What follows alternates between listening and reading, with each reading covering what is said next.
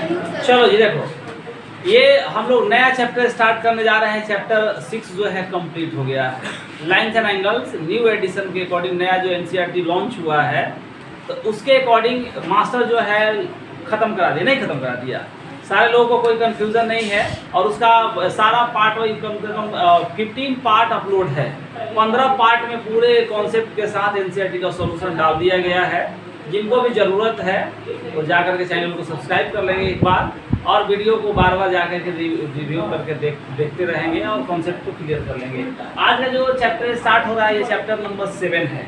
और ये कौन सा चैप्टर है? ट्रायंगल। मेनली देखो ये ट्रायंगल हेडिंग जो दिया गया है ट्रायंगल के बारे में, लेकिन हमें इसमें पढ़ना क्या है, इसके इनसाइड कौन कौन से चीज़ को समझना है। तो सबसे पहले देखो लड़के, सब सारे लोग देखेंगे यहाँ पे इस चैप्टर जो ट्रायंगल बनाया गया है, तो ऐसा नहीं कि इसमें देखो सारे ट्रायंगल के प्रॉपर्टी को पढ़ना है।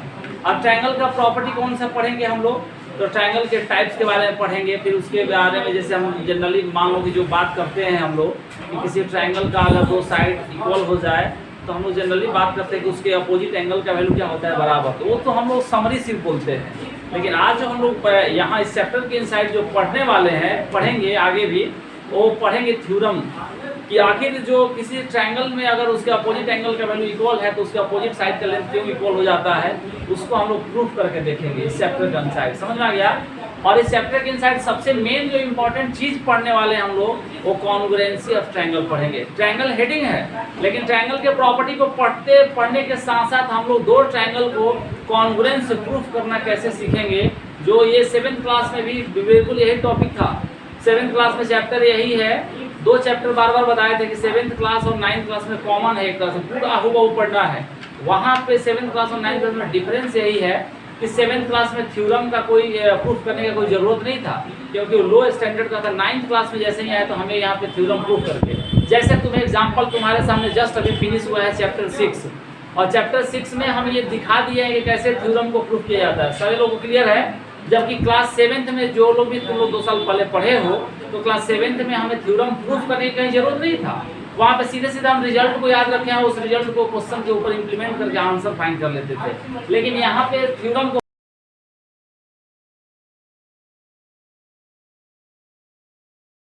पढ़ने को मिलेगा, लेकिन वहाँ पे फिर मैटर बदलेगा। वहाँ पे हमें कॉन्ग्रुएंसी नहीं पढ़ना है, वहाँ पे सिमिलरिटी पढ़ना है। चैप्टर यही रहेगा ट्रायंगल, ये पीछा नहीं छोड़ने वाला। फिर 10th क्लास में भी आएगा मेरे सामने, लेकिन वहाँ पे मैटर बदलेगा। इसलिए तुमको इंट्रोड्यूस करा दिया गया क्लास 10th में भी, इसको 9th क्लास में समझ लिया जाए कि 9th क्लास में जब अगर समझ लेंगे कॉन्ग्रुएंसी को, तो 10th क्लास में काफ़ी आसान हो जाएगा ट्रायंगल चैप्टर, जो बिल्कुल पढ़ना है। समझ में आ गया? और किसी बोर्ड का हो, सीबीएसई हो, स्टेट बोर्ड हो, कोई बोर्ड हो, उससे ये मैटर नहीं करता है, लेकिन सारे लोगों को ये चैप्टर पढ़ना है। देखो अब इसमें ट्रायंगल में हम लोग पहला जो प्रॉपर्टी समझेंगे, इसमें दो चीज़ को समझेंगे। पहला प्रॉपर्टी जो होगा हम लोग का टॉपिक जो होगा कॉन्ग्रुएंसी। समझ में आ गया? कॉन्ग्रुएंसी। अब कॉन्ग्रुएंस को कैसे समझेंगे हम? तो कॉन्ग्रुएंस का मतलब है क्लियर कट, देखो सारे लोग नोट करेंगे, ज़्यादा लेंदी नहीं लिखवाया जाएगा यहाँ पे। कॉन्ग्रुएंस का मतलब होता है अगर कोई भी ज्योमेट्रिकल फिगर, कोई भी दो ज्योमेट्रिकल फिगर एक दूसरे का कॉन्ग्रुएंस हो जाएगा।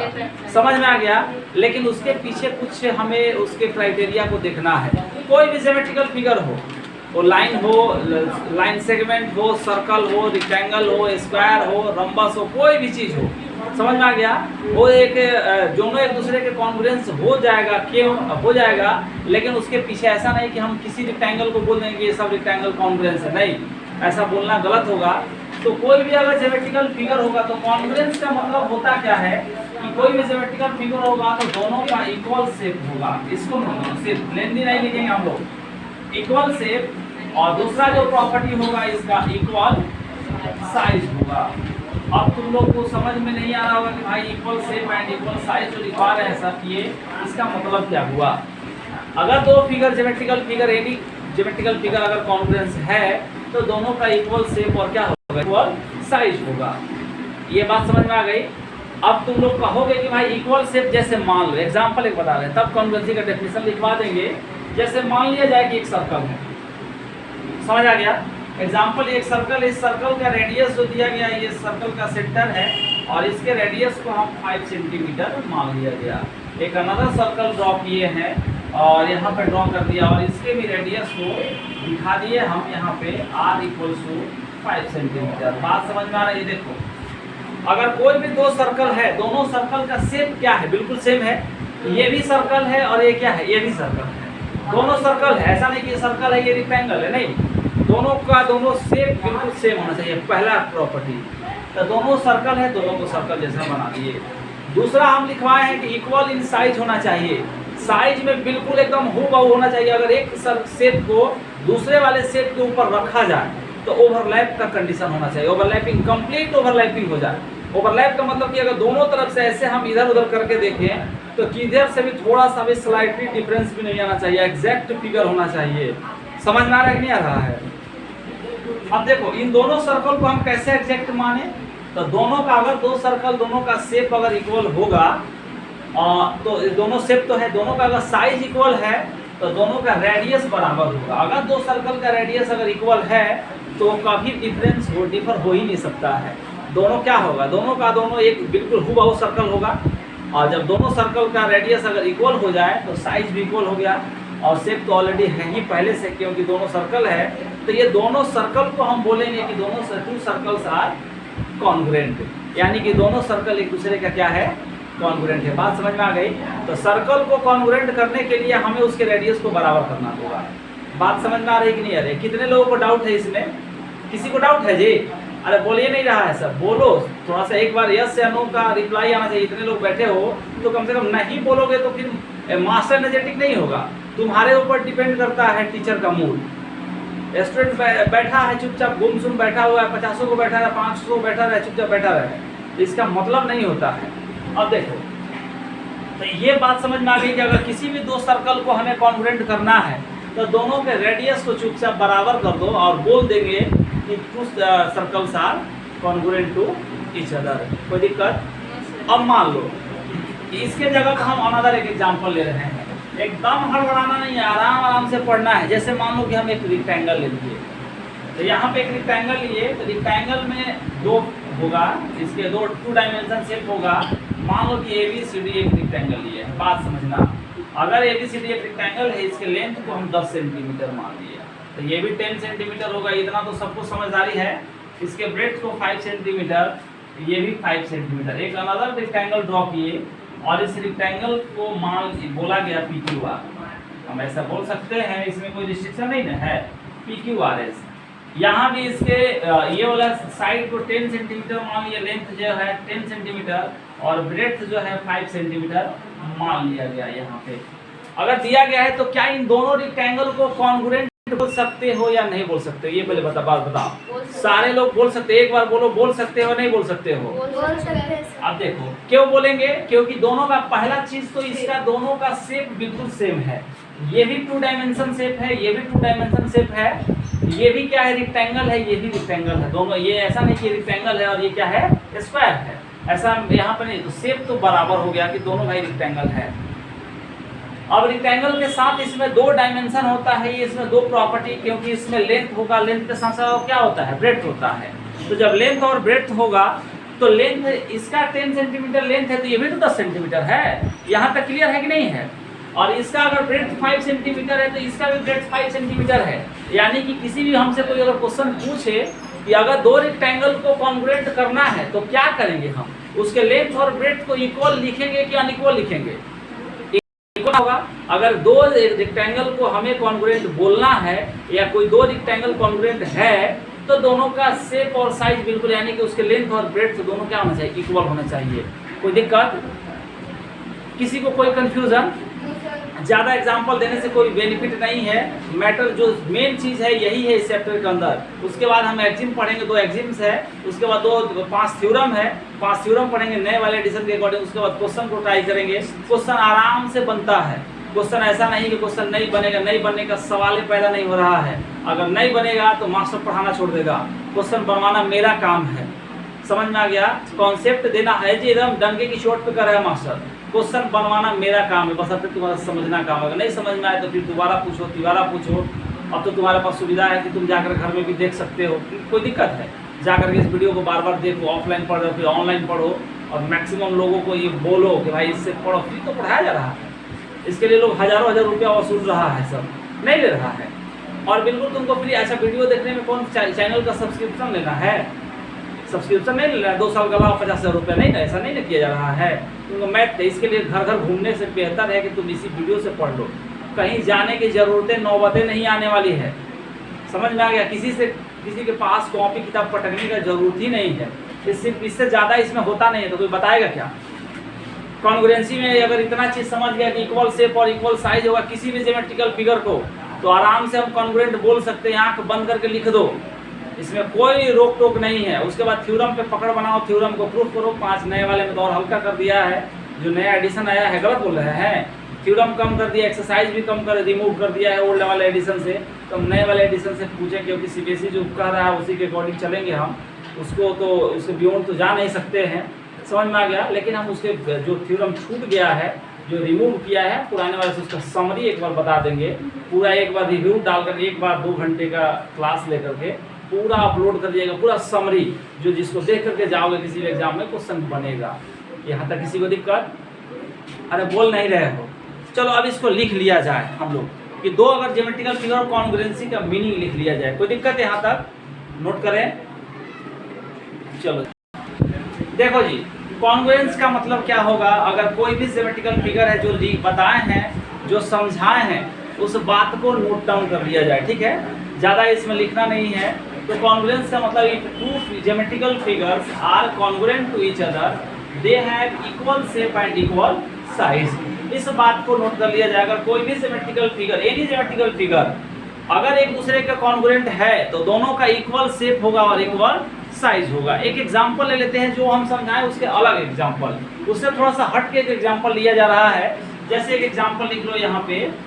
अगर मान लो कि 2 लाइन सेगमेंट को लिया गया है, तो कोई ये तुम्हारे दिमाग में एक आइडिया आ रहा होगा कि सर ये आप बता रहे हैं सर्कल बताए, रेक्टेंगल बताए, स्क्वायर के बारे में बोले, क्या अगर 2 लाइन सेगमेंट कॉन्ग्रुएंट हो सकता है? yes. बिल्कुल होगा, क्योंकि 2 लाइन सेगमेंट को अगर कॉन्ग्रुएंट करना है तो दोनों के लेंथ को क्या कर दिया जाए? फिक्स इक्वल कर दिया जाए, क्योंकि लाइन सेगमेंट के पास इक्वल इन लेंथ होगा ना जी। लाइन सेगमेंट का तो फिक्स लेंथ होता है। तो हम एग्जांपल वही ले रहे हैं। अगर मान लो कि एक लाइन सेगमेंट है, इस लाइन सेगमेंट को AB बोला गया। अगर ये AB है, इसका हम लेंथ मान लिए कि 10 सेंटीमीटर लॉन्ग है। एक अनदर लाइन सेगमेंट यहाँ पे ड्रॉ किया गया और इस लाइन सेगमेंट को PQ मान लिया गया। कोई डाउट है यहाँ तक? और इसका लेंथ जो दिया गया है ये भी 10 सेंटीमीटर। तो क्या ये दोनों लाइन सेगमेंट एक दूसरे के कॉन्ग्रुएंट होगा या नहीं होगा? ये पहले बताओ। होगा।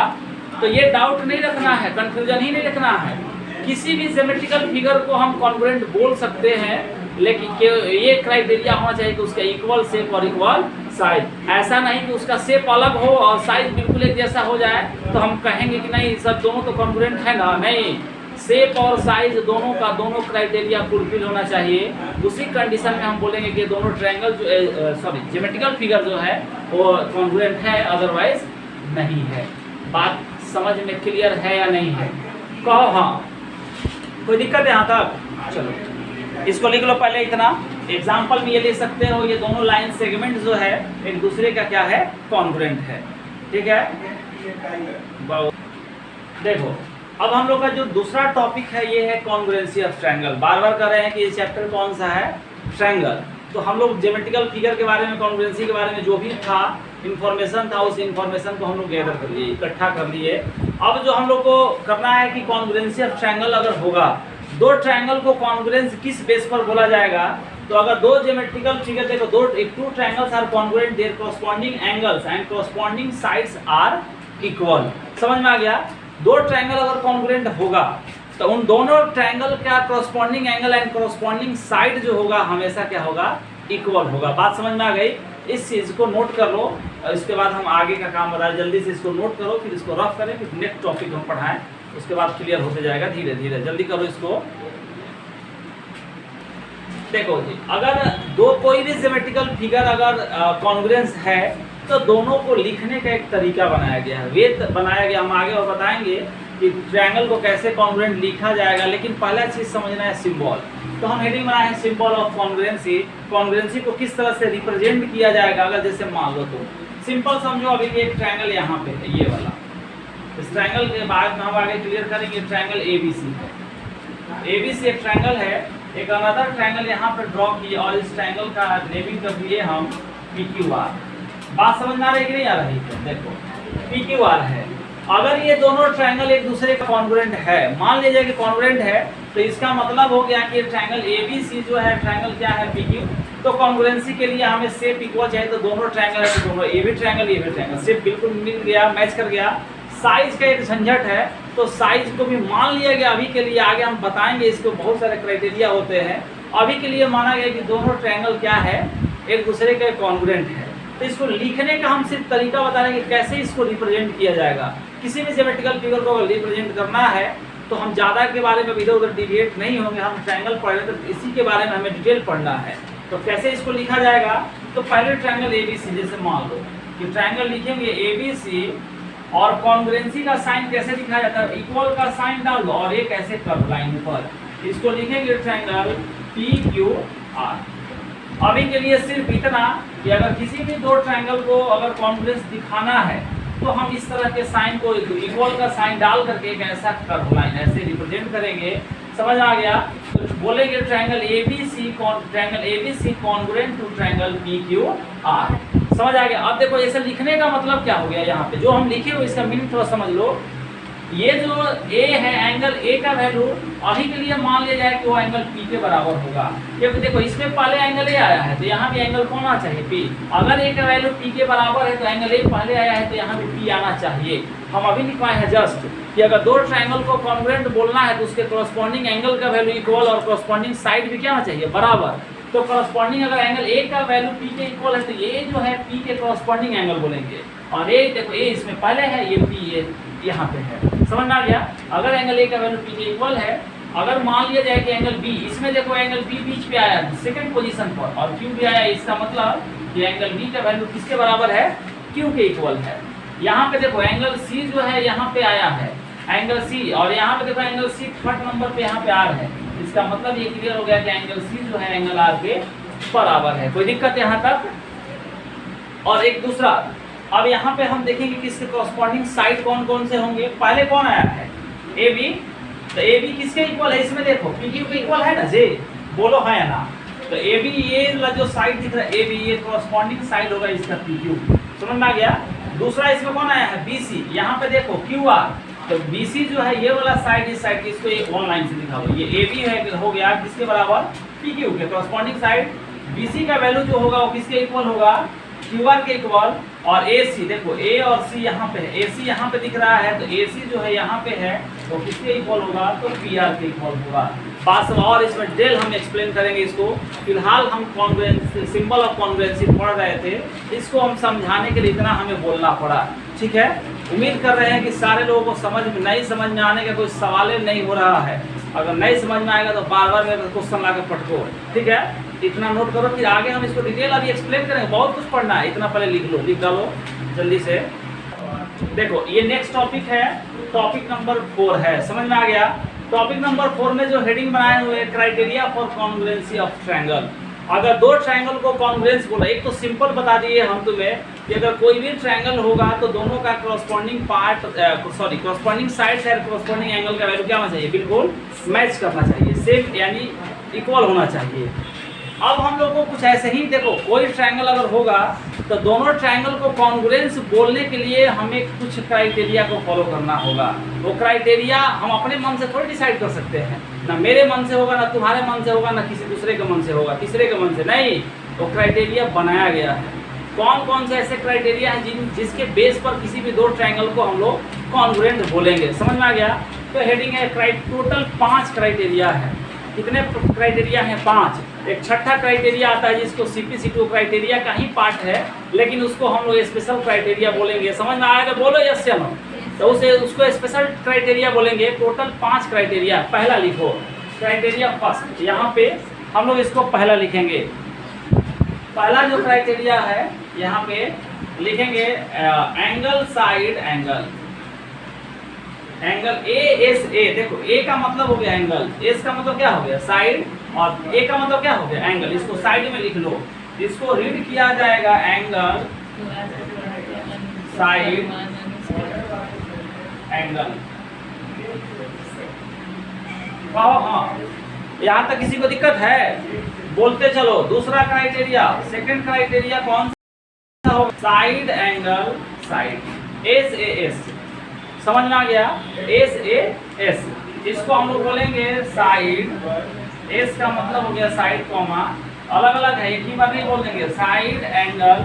और फिर लास्ट में क्या दिया गया, इसको डिटेल हम एक्सप्लेन करेंगे, उसके बाद ही हम पढ़ाएंगे।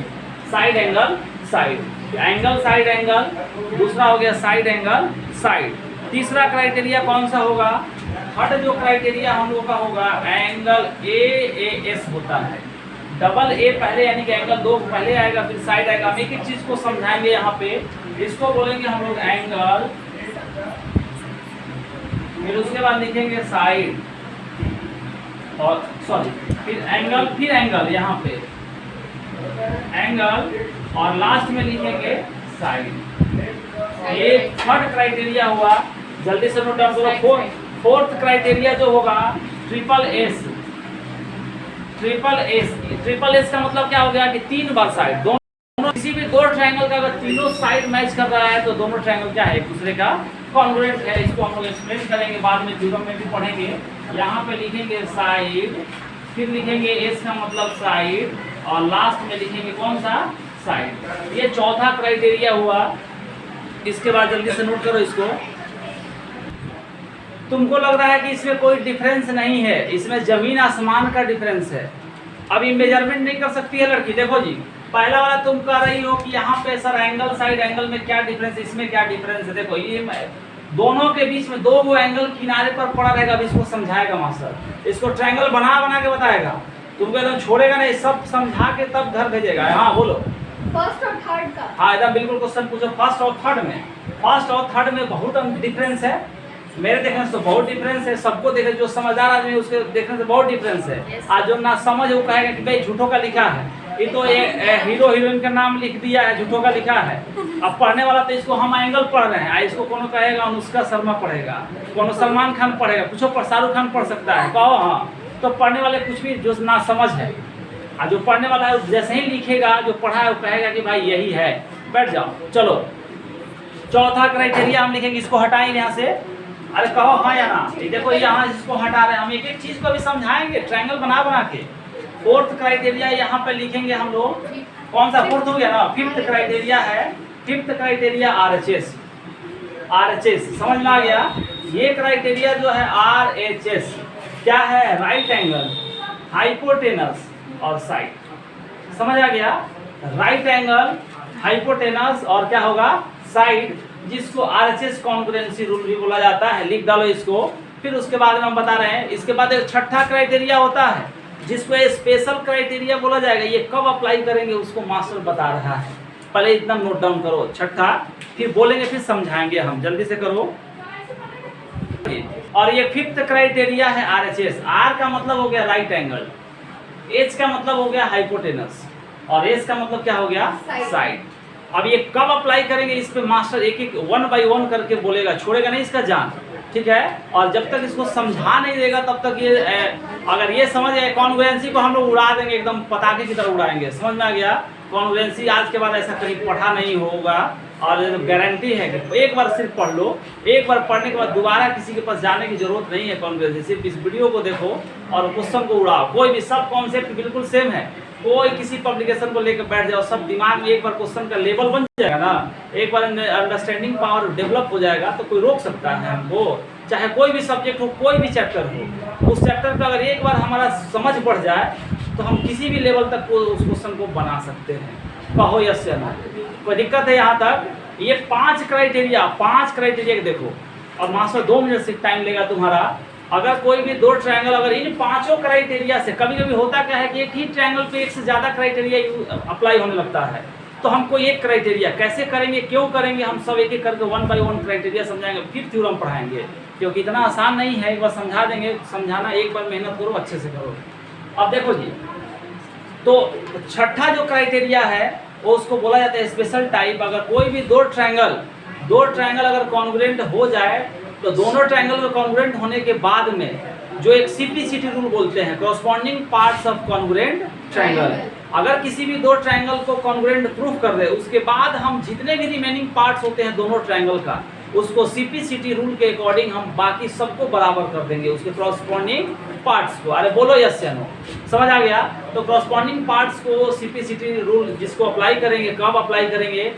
कॉन्ग्रुएंसी प्रूफ करने से पहले नहीं यूज कर सकते हैं, कॉन्ग्रुएंसी प्रूफ करने के बाद यूज करेंगे। अगर दो ट्रायंगल को कॉन्ग्रुएंस प्रूफ कर दे, उसके बाद में जो पूछेगा हम दोनों ट्रायंगल को सीपीसीटी रूल के अकॉर्डिंग इक्वल इक्वल लिख करके आगे बढ़ जाएंगे। कोई दिक्कत यहाँ तक?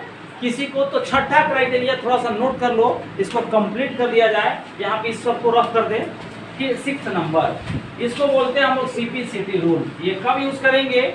लेकिन वो स्पेशली बार बार कर रहे हैं कि 5 ही क्राइटेरिया होता है, उसको अलग से तुम पढ़ सकते हो, लेकिन हम यहीं पे पढ़ा दिए। ये छठा क्राइटेरिया होगा 6 नंबर, इसको बोलते हैं सीपीसीटी। ठीक है, सीपीसीटी ये कब यूज करेंगे, क्यों करेंगे, इस पर डिटेल बात होगा, लेकिन अभी सिर्फ समझ लो कि दो ट्रायंगल को कॉन्ग्रुएंसी प्रूफ करने के बाद ये रूल अप्लाई करते हैं। पहले नहीं अप्लाई करोगे, अप्लाई करोगे उलझन में फंस जाओगे, गलत हो जाएगा, पूरा का पूरा गलत है रूल। इसको लिखेंगे हम लोग, क्या बोलते हैं? Corresponding parts, corresponding